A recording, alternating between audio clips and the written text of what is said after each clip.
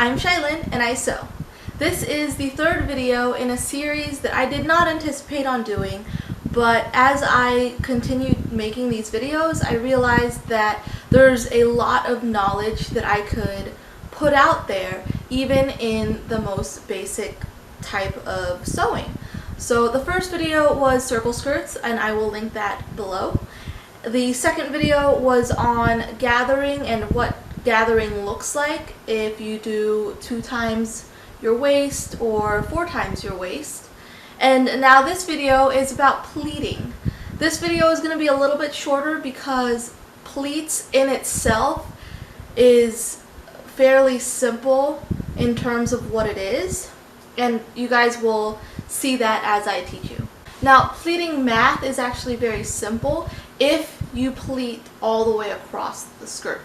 So if you're planning on making a pleated skirt and you want to pleat all the way across with the pleats lining up to the end of each other, then all you have to do is take your waist measurement, multiply that waist measurement by how wide you want your pleats to be times 3. So if you want your pleat to be 1 inch wide, you multiply that 1 inch by 3. That's 3 inches. Each pleat takes up 3 inches. And then you multiply that 3 by 30 for the 30-inch waist. So that's 90. And then all you have to do is add your seam allowances. So if you only want to have a back seam, then you're just going to add 2 seam allowances on the end.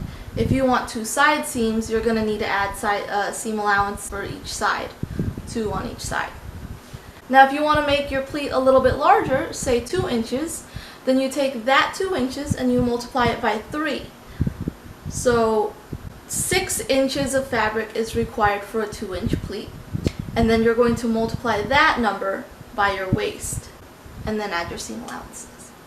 Now the math does change a little bit when you decide that you only want 1 pleat here, 1 pleat there, but if you understand the concept that a pleat is 3 times the width of the amount of the pleat, then you're golden. Hopefully I explained that well. So the first pleat that I'm going to show you is the knife pleat. Now the knife pleat is basically a pleat that is folded the same direction all the way across. What I am doing here is I am measuring out 1 inch because I wanted 1-inch pleats all the way across the skirt or the piece of fabric, and I'm folding it over and ironing it. But basically what you're doing is you're pinching the fabric and laying it down on one side. And if you're going to do that over and over and over again in the amount of pleats that you want, in the length of the pleat that you want. So like I said, in this video I'm doing 1 inch and I'm folding it over and over 1 inch. Let's continue on to the second way to gather, and this way only works for a knife pleat.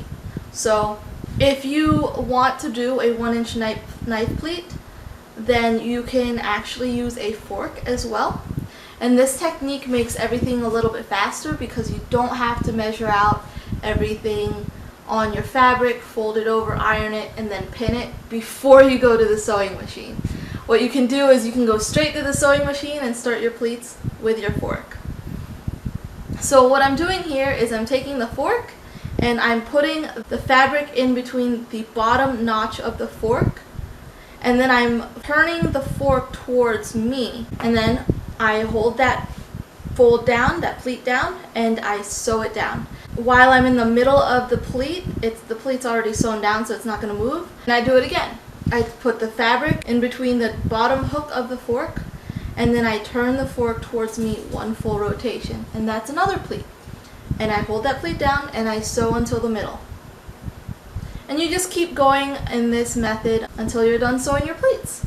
And I have measured this to make sure it does make approximately 1 inch. Now if you notice, not all of them are exact.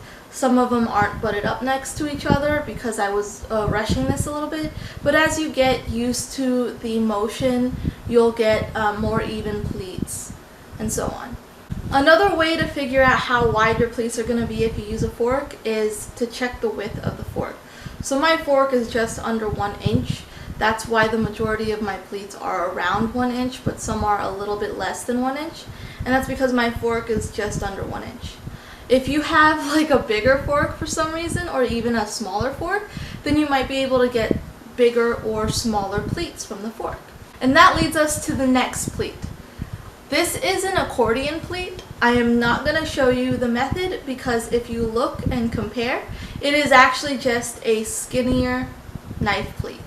Now, an accordion pleat is usually less than a half an inch. So in this example, I'm just showing a 1 inch knife pleat compared to a ½ inch accordion pleat.